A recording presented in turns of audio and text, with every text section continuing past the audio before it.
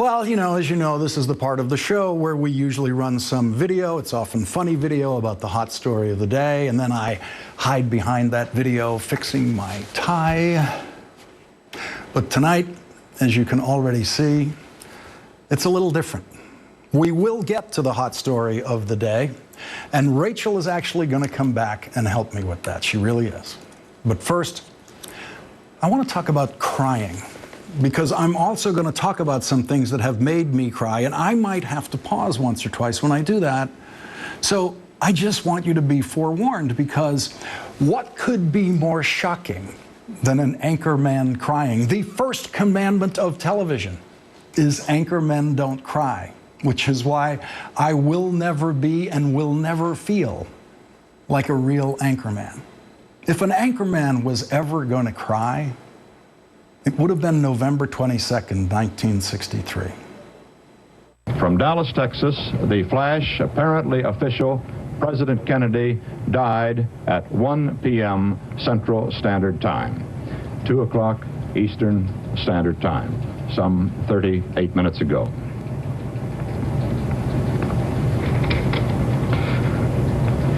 Vice President Lyndon Johnson has left the hospital in Dallas, but we do not know to where he has proceeded.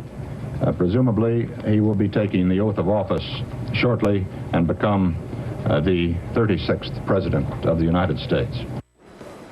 There is no moment in anchorman history that anchormen admire more than that. The composure, the strength, the authority, when the rational emotional response was to throw his hands down on the desk and cry. Cry for JFK, cry for his young children, cry for the country. I was a kid at St. Brendan's Elementary School in Boston that day, President Kennedy's hometown, and when we were let out of school early, every one of us was crying. Every teacher was crying. Adult men walking the streets of Boston carrying briefcases, men who looked like Walter Cronkite, were crying. Cops were crying. Subway cars were filled with people crying, but anchormen didn't cry. I marveled at the anchormen who didn't cry that day. I wondered how they got all that ice in their veins, but now I understand it.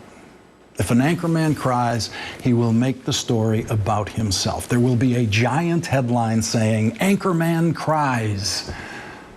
It was a Friday when those first graders and teachers were murdered in Newtown, Connecticut. I normally don't do this show on Fridays, but the network asked me to do a special edition of The Last Word that night, and I said I couldn't do it because I would just sit at my anchorman desk and cry, and that would make the story about me.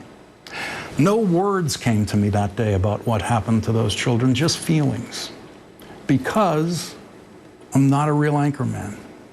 I just play one on TV. And I'm not sure anchormen helping teach America how to suppress emotion in the face of tragedy has been such a good thing for this country. Anchormen aren't the only people who suppress emotion in the face of tragedy now. Did you cry when you heard about those college kids getting stabbed and shot by the mass murderer in Santa Barbara last month? The constant recurrence of public tragic events has coarsened us all. But I've been shut off from all of that for the last several weeks. I've been consuming almost no news. It has been 75 days since I put on a necktie and did my anchorman thing, and a lot has happened to me, beginning with the longest few seconds of my life. It was just after dark fell on Saturday night in Pirates of the Caribbean territory, the Virgin Islands. I was in a taxi. It was a big old van with 3 rows of seats. I was in the first row, right behind the driver. My big brother, Michael, was in the row behind me. He's not actually bigger than I am anymore, but when I was 4 and he was 12, he was a lot bigger and a lot smarter and a lot braver. You know, of all the advantages a boy can have growing up, there's nothing quite like a heroic big brother. And Michael O'Donnell's 3 little brothers have always had that advantage every day of our lives.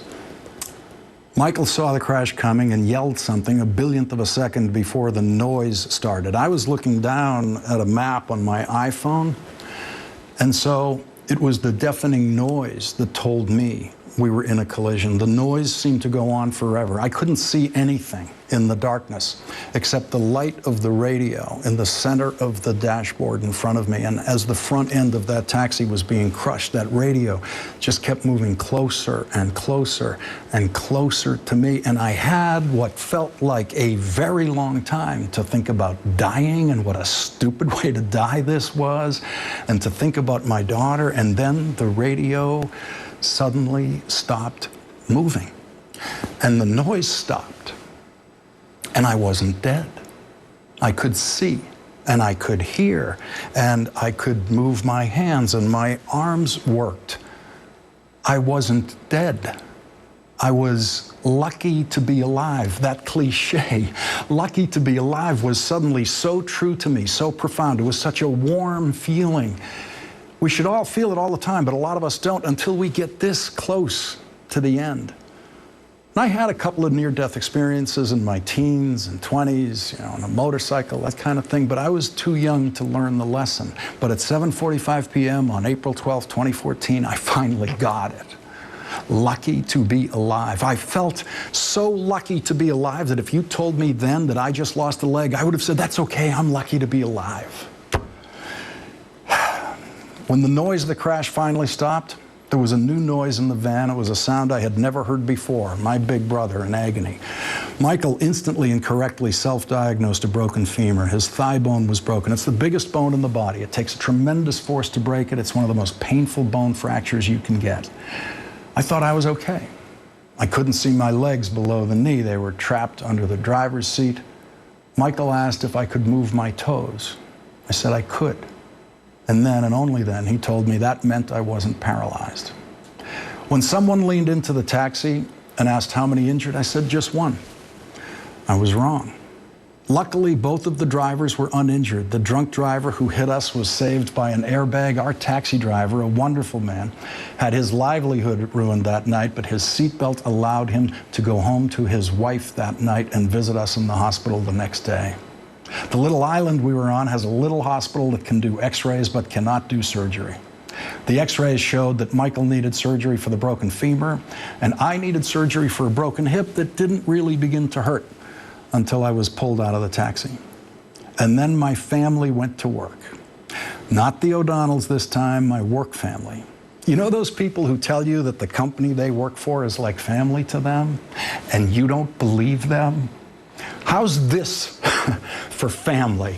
A team led by the president of this network, Phil Griffin, and Pat Philly Cruchel, head of the NBC News Group, worked through the night to get me back to New York for surgery, and they did exactly the same thing for my brother Michael. They didn't have to do that. They sure didn't have to get my brother out, but they did. That's what family does.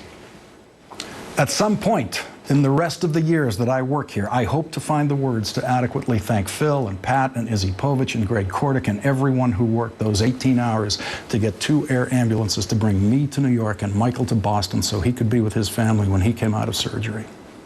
Our planes landed in New York and Boston around midnight Sunday night. An ambulance took me to a place I had never heard of, the Hospital for Special Surgery. It's rated #1 in the country and therefore the world for orthopedic surgery.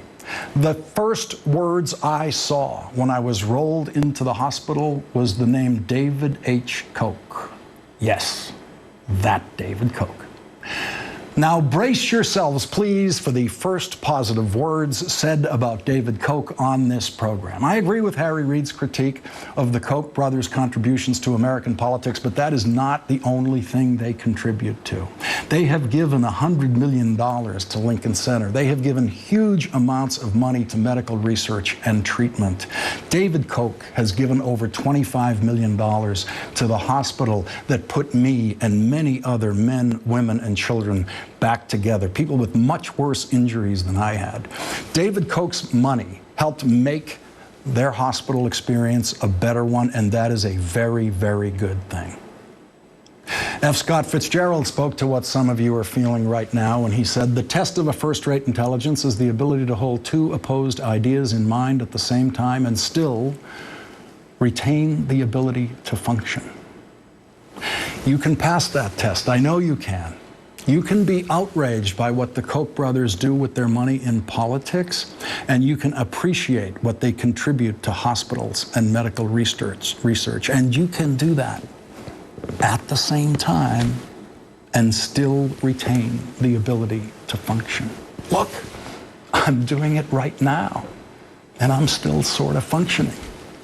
And so, yes, I feel some gratitude to David Koch, and I feel much more gratitude to many more people than I will ever be able to thank. The emergency medical technician in Tortola who got Michael out of that taxi cab and then got me out of that taxi cab, both of us on stretchers. I wish I knew his name, or the names of the strong men in that neighborhood who rushed from their houses. They rushed in there to help lift our stretchers out of that taxi cab. I've thanked my brilliant surgeon, Dr. David Helfet, many times, and I'll never stop thanking him. Dr. Helfet, like many of my friends in show business today, sent me an email joking about how he can't quite bring himself to say, break a leg tonight. Living among the medical community as I did for weeks was a huge revelation to me. I'd never been hospitalized before. I had never seen the extraordinary daily kindness and heroism of nurses up close. I had never depended on them. For weeks, I was completely dependent on them. I had only one real day and night of pain in the hospital after surgery, and it was a giant order of magnitude, the worst pain I have ever experienced. It is actually an ordeal that many post-surgical patients go through, and I cannot get into the details now because it is just too gross. Trust me, I'm not kidding about that. And if you've been through it, you know what I'm talking about. A nurse named John Frank Ellis got me through that night. It was, in its way, as hard a night for John as it was for me. I've never been more dependent on anyone in my adulthood and never been more grateful. The next night when John came back on duty, I gave him a thank you note in a sealed envelope with some cash in it, a lot of cash in it, a token of my indescribable gratitude. John took the envelope, the sealed envelope, he left the room, and a few minutes later he came back in and he said, my thanks was all that mattered to him. And he handed me back the money. And he told me that it was against his personal ethics and against hospital policy to accept gifts like that. I had no idea. I had no idea I'd crossed the line. This was all new to me. So you can tip people who clean your room in hotels, but you can't tip nurses. I didn't know that. Great nurses don't do it for the money. Yes, they care about and they rely on their paychecks, but they couldn't do the work they do. The great nurses couldn't do that. They couldn't do it the way they do it if the motivation didn't come from the goodness of their hearts. You wouldn't recognize John as a hero if you saw him going to or from work on the subway with his backpack, and John doesn't ask to be treated like a hero. None of the nurses I met want that. They want to make a living that allows them to support their families, and they want to help people in the process, people they don't even know, including people who will forget them. The doctors and nurses I have met have something that most of the rest of us don't have, the absolute certainty every time they go to work that they're going to do something important today, something invaluable for someone else. All the physical therapists who've been helping me learn to walk again have that same quiet kindness, that same dedication. When you watch us on TV getting all caught up in the news of the day, which often means the bad news of the day, it's worth trying to remember that an awful lot went right in this country today. Yes, we have a dysfunctional Congress, but not far down the street from them. We have people working in hospitals doing remarkable things to save lives every day. When's the last time you saved a life? I've never done that either. If you saved a life, a baby, a mother, a grandfather, don't you think you would feel that was more newsworthy than what some angry, ineffectual politician said in Washington today? I'm not sure there's anything we in the news business can do about that, but you can. You can listen to what we think the news of the day is, but never lose sight of the fact that more good things happened in America and the world today than we can possibly report to you or that we know how to report to you. Don't ever lose that perspective. The nurse who spent the most time with me in New York is Shannon Lawrence. Our shared name was less interesting to me than her first name, Shannon. As an Irish-American kid growing up in a place like Boston, I developed an ear for the ethnicity in every name. On our first day together, I asked Shannon how she got an Irish first name. She said her father was wounded in World War II and was sent to a hospital in England for treatment. The nurses there, literally, did not want to touch the black soldiers in that hospital. Then an Irish nurse came along and took good care of Shannon's father. The Irish nurse's name was Shannon. It would be a beautiful story, even if Shannon didn't grow up to become a nurse, but she did, and so it's a perfect story. My nurse, Shannon, has spent her life sharing the same healing kindness and grace that her father's nurse did. And on my last day in New York, I told Shannon that if I had another daughter, I would name her Shannon.